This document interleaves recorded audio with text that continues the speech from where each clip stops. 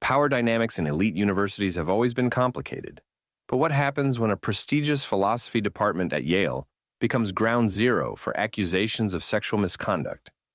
The new film, After the Hunt, explores exactly that powder keg situation. That's fascinating because Yale already carries this weight of prestige and influence. When you add accusations of misconduct into that environment, it becomes explosive. You know what really elevates this material? Julia Roberts playing completely against type as Alma Imhoff, this cold, calculating professor fighting for tenure in a department where, get this, 80% of the professoriate are men.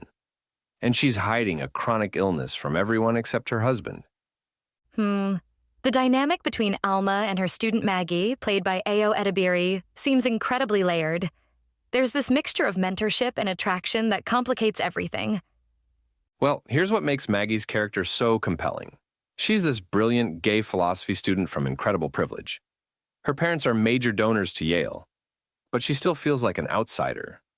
Money can't buy belonging, right? So how does that play into her accusation against Professor Hank Gibson? It seems like we're dealing with multiple layers of power dynamics here. Oh man, Andrew Garfield brings this full-on, all-guns-blazing persona to Hank Gibson. He's competing with Alma for possibly the only tenure position available when suddenly, boom, Maggie accuses him of rape. And his vehement denial just adds another layer of uncertainty. The way the film handles truth and perception seems particularly relevant to our current moment, especially since even Alma, who's close to both parties, isn't sure who to believe. You know what's wild? Everyone's carrying these heavy secrets. Alma has this dark childhood thing. Maggie's grappling with her identity as an adopted child. And even Frederick, Alma's husband, played by Michael Stuhlbarg, brings this fascinating background of being raised by Freudian psychoanalysts. Well, that explains his almost puppy-like devotion to his wife, despite her coldness and calculation. It's like one of those classic academic novels where the intellectual setting becomes this perfect pressure cooker for exploring raw human emotions. But Luca Guadagnino, fresh off Call Me By Your Name, might be trying to juggle too many elements here. That's interesting. The criticism that it feels too drawn out. Like maybe they're trying to pack too much into one narrative? Exactly.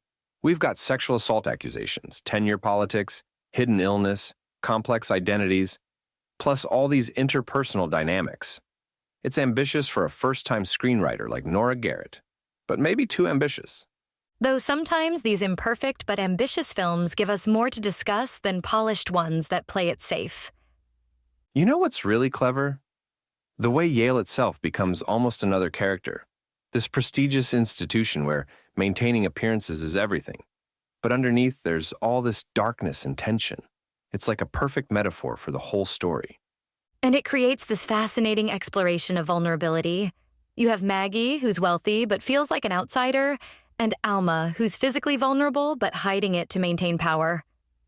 The film even gives this interesting nod to Woody Allen with the font style in the credits, which feels pretty loaded given the themes of power and morality they're exploring. Looking at the overall impact, even with its flaws, it seems like the kind of film that generates important conversations about power dynamics in academia. Well, that 7.5 out of 10 rating suggests there's definitely something substantial here, even if it doesn't quite reach its full potential. Sometimes the messiest stories are the ones that stick with you the longest. You've been listening to Movies First. Available at Apple Podcasts, Spotify, iHeartRadio, or your favorite podcast player. You can also stream on demand at Bytes.com. This has been another quality podcast production from Bytes.com.